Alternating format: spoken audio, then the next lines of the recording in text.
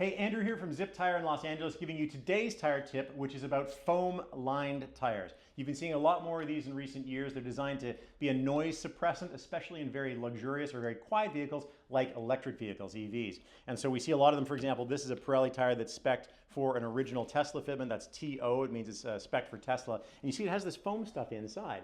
It's just glued to the inside of the tire carcass, and it has the benefit of giving a harmonic vibration damping and also just keeping the noise down through other techniques. Now, there are different styles of it. It's glued on in different ways depending on the tire manufacturer. You see this from Pirelli, Continental, Michelin, and others. This particular Pirelli has sections of foam glued in here, here, here, here.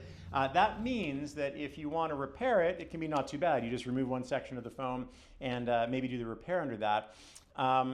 Foam-lined tires, you may have heard, are not repairable. They are repairable, but it's more difficult than a normal tire repair. To review, a tire can be repaired if it's got circular damage to within the flat part or the center part of the tread, right?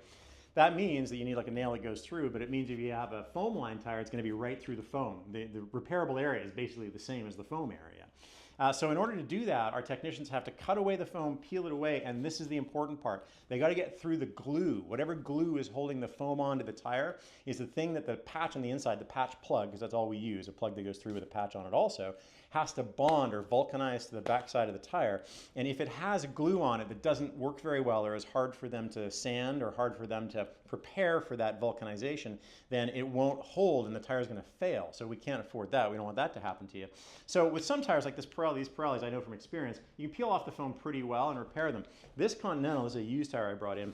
You can see it's actually got one big continuous piece of foam with a gap in it. But in the gap here, you can see, I can peel this away. This stuff is like tar, right? It's really a mess. I can even, like, if I get it on my fingers, you'll see it leaves a debris on my finger. The problem with that, if we try to repair a Continental run flat, it's very hard to prepare the surface in order to make that patch work. So it takes longer. On a Continental, we may have to charge you more, but we'll still do it for you. It's just really hard work. But foam-lined tires are repairable as long as it's a repairable type of injury, which is true of all tires. It just takes a little more work, and sometimes it can be very difficult on a tire like this.